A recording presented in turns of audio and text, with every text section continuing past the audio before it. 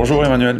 Alors on se retrouve ici aujourd'hui dans une salle de classe un peu particulière, certainement pas les salles de classe que vous et moi on a connues, mais c'est une salle de classe nouvelle génération, donc lieu tout trouvé pour parler donc de votre livre, Wake Up, qui sort le 7 mars. Donc deux premières questions pour vous. Pourquoi un livre et pourquoi il s'appelle Wake Up ? Alors oui, en effet, on est dans un endroit qui est super, ici, une salle de classe moderne, nouvelle génération. Et pourquoi un livre ? Parce que je pense que c'est le bon moment aujourd'hui pour parler d'engager un certain nombre de modernisation, notamment en matière de transformation digitale. Et donc j'avais fait un premier livre sur la formation professionnelle il y a 5 ans, qui faisait des propositions, c'était un livre blanc qui faisait des propositions pour une formation nouvelle génération. Et je propose en tout cas à travers Wake Up qu'on puisse engager une modernisation de l'appareil éducatif autour du numérique. Et donc le numérique éducatif notamment. Donc ce livre, il a vocation en fait à arriver dans un moment particulier, celui d'une pandémie qui a vu un grand nombre d'étudiants de la planète privés d'éducation pendant plusieurs mois. Et en même temps, c'est un livre qui doit amener des idées, qui fait des propositions, qui est porteur d'espoir. Donc c'est pour ça que je l'ai fait de manière bienveillante, avec beaucoup d'humilité, mais avec aussi beaucoup de proactivité et d'engagement. Concrètement, qu'est-ce qu'on va trouver à l'intérieur de ce livre ? Parce que donc 10 propositions pour une éducation nouvelle génération, est-ce que vous pouvez nous en dire un peu plus sur ces propositions ? Oui, ce qu'on va trouver, c'est à la fois une expérience, la mienne en tant qu'individu, mais surtout aussi celle de mon entreprise. On a un peu plus de 15 ans aujourd'hui de recul sur la modernisation de la formation professionnelle, donc l'accès à la connaissance et à la compétence, pour doter les acteurs des meilleurs outils, pour doter les apprenants des meilleures expériences. Donc, on va y retrouver à la fois une partie de notre expérience dans la formation professionnelle, mais ensuite on va y retrouver 3 dimensions. La première, c'est la peur.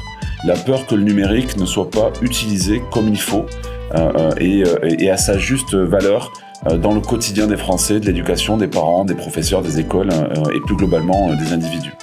La deuxième, c'est 10 propositions concrètes, tangibles, que l'on pourrait mettre en œuvre assez rapidement, notamment à travers les séquences politiques majeures qui arrivent dans quelques temps. Et puis la dernière, c'est l'espoir. L'espoir, parce que moi je crois profondément à la jeunesse, c'est pour ça d'ailleurs qu'on est dans une école aujourd'hui. Je crois profondément que la pandémie que nous venons de vivre peut être un accélérateur pour un certain nombre de décisions, et notamment autour du numérique. Donc voilà ce qu'on va y retrouver de manière macro, et on le retrouvera de manière physique avec un livre, mais aussi de manière digitale, puisque ça sera en ligne dans quelques semaines. Super. Vous avez sûrement de la suite dans les idées, donc ce livre, je sais que c'est l'acte un peu fondateur, mais qu'est-ce qu'il y a après ? Qu'est-ce que vous allez chercher à faire après ? Ce qu'on va chercher à faire déjà dès le 7 mars, c'est le présenter, le mettre à disposition du plus grand nombre. C'est un livre gratuit qui sera mis à disposition de manière numérique, de manière physique, que je vais aller présenter à un certain nombre d'acteurs, à la fois de l'exécutif, politique évidemment, mais aussi et beaucoup de l'éducation. C'est un livre de débat. L'idée, c'est d'engager le débat de manière bienveillante. Il y a des propositions qui sont ce qu'elles sont. Il faut les challenger demain, mais il y en a d'autres qu'on peut mettre en œuvre tout de suite. Donc la première étape, c'est bien celle-là. C'est vraiment la mise à disposition dans une séquence majeure qui arrive dans quelques semaines.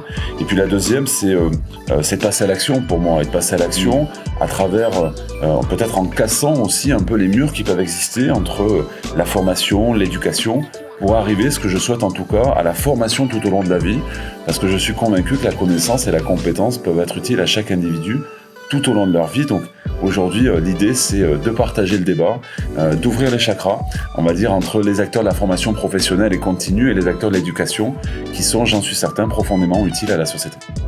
C'est un message super positif, donc merci Bruno. Donc on se retrouve le 7 mars, du coup, pour le lancement du livre, sortie digitale, sur le site internet de votre groupe, et sortie physique, comme vous l'avez dit. C'est ça, sortie digitale et physique, le meilleur de l'humain et du digital. Super.